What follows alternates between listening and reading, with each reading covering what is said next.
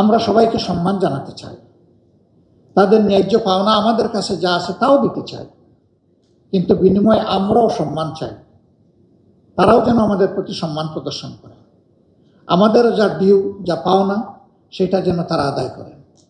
সে দেশ যেটাই হোক, বিশেষভাবে আমরা আমাদের প্রতিবেশীদের সাথে সহজ সম্পর্ক রক্ষা করে চলার পক্ষে।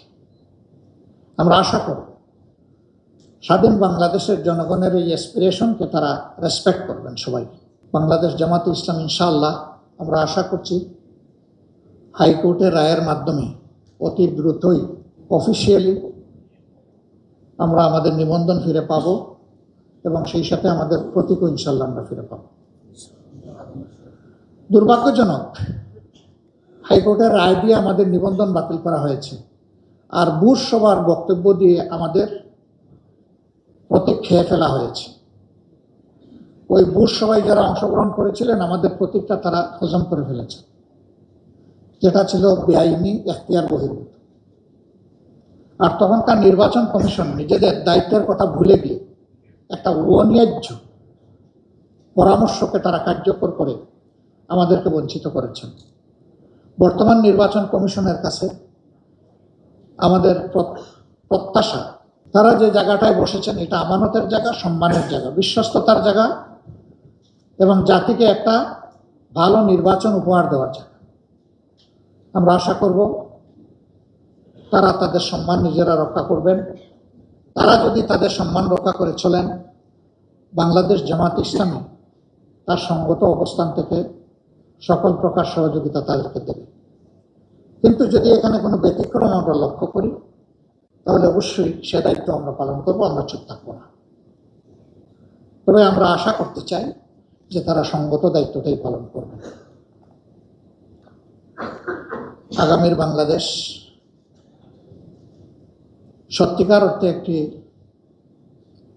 গণতান্ত্রিক, মানবিক, দুঃশাসন এবং দুর্নীতিমুক্ত বাংলাদেশ হোক, সেটা আমরা দোয়া করি। যুব সমাজের প্রতি আমাদের কমিটমেন্ট,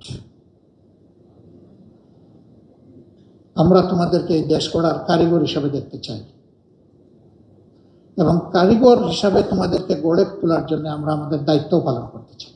অনেকদিন ধরেই জেলে ছিলাম, রাজনৈতিক বন্ধুরা কনফিউশনে পড়েছেন কেউ কেউ,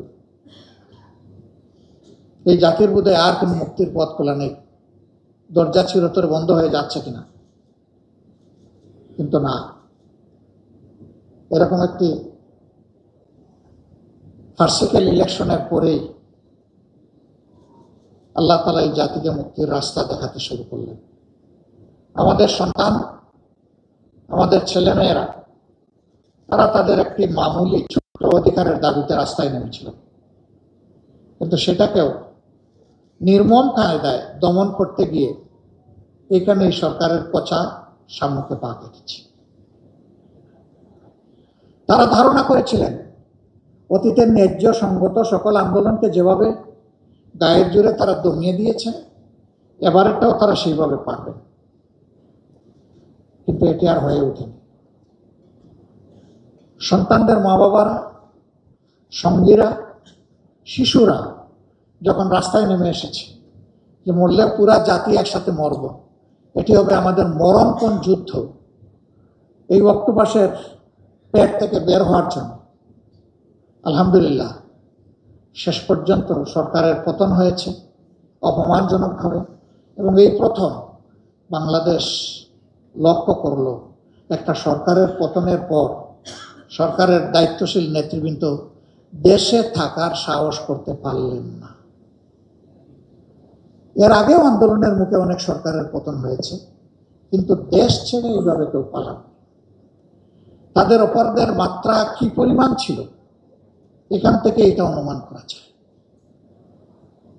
জাতি আশ্বস্ত হয়েছিল, যা জ্বালাইয়া হলেও গেল, তো এখন দেখা যায় না, যায় না তো লেগেই আছে। ওই পা ভাঙ্গা ল্যাংড়া ভূত এখনো মাঝে মাঝে এসে উকিঝুঁকি দেয়, বিভিন্ন আকারে, ইঙ্গিতে, অপার থেকে উস্কানিমূলক নির্দেশনা আসে।